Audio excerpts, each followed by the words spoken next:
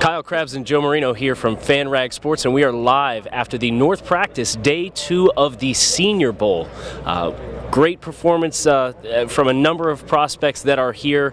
Good opportunity for them to showcase their talents in front of the NFL and the media. Joe, who's the first guy that you felt really took control of their practice so far today? Yeah, the guy that I thought stood out was Florida International tight end Jonnu Smith.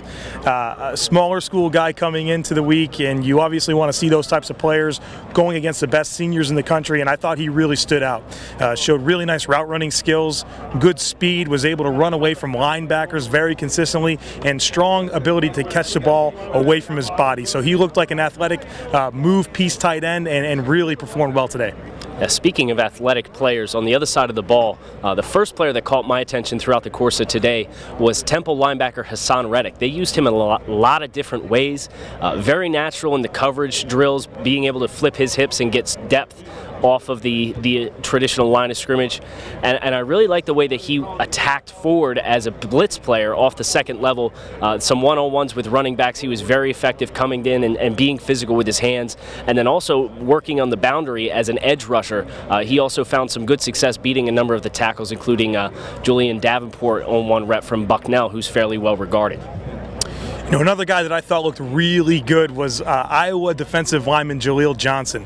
He's the guy that I thought was the best player on the field yesterday for the North squad, and he looked great again today. He has a ton of power in his punch, strong functional anchor, and able to really use that combined with speed to work past offensive linemen and get into the backfield. Really nice back-to-back days from Jaleel Johnson, the talented defensive lineman from Iowa.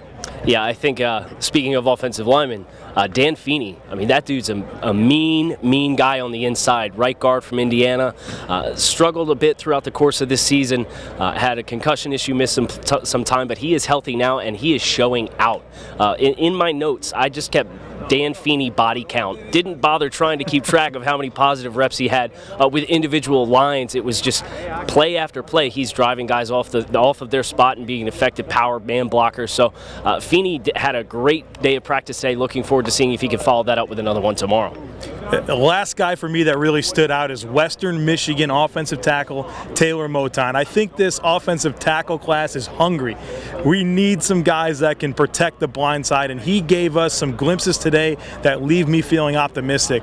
Really nice foot speed on several reps, was able to use his length and steer the pass rushers around the edge track, get them off course, take them away from their landmarks. So, hey, a guy that's emerging in an area that we really need him in this class. Yeah, unfortunately, I don't think he's a left tackle, but at right tackle, he looks very, very good.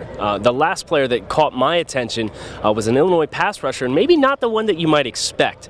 Carroll Phillips, I thought, had a really nice day today. He was very sudden, very fast to flow, explosive, quick twitch athlete, and he understands, when there's a point of contact, how to attack and be aggressive and assertive and win blocks in that manner. So I was really impressed watching him for the second day in a row show off some of those movement skills. He's just short of 240 pounds, and he looks like he has the potential to be a really useful chess piece for a defensive coordinator. You know, it's never fun to talk about, but we've got to get into some of these guys that underwhelmed today. And the guy that stood out to me in that area is wide receiver from Syracuse, Amba Adetawo. Really struggles with his route running, not very natural, changing directions, a lot of throttle down, not very sudden. And then when the ball gets to him, it eats him up. It's really difficult for him to carry speed and catch the football at the same time. Several reps where the coaching staff was getting on him about slowing down to catch the football. So let's hope for a better day from the Syracuse kid tomorrow. Yeah, and the one player that I was hoping to see some more out of was Lindenwood linebacker Connor Harris, who was pretty well regarded from folks who were in the know on small school players. He just looks to be a half step behind everything right now. It's as if the level of competition is still something that he's acclimating himself to.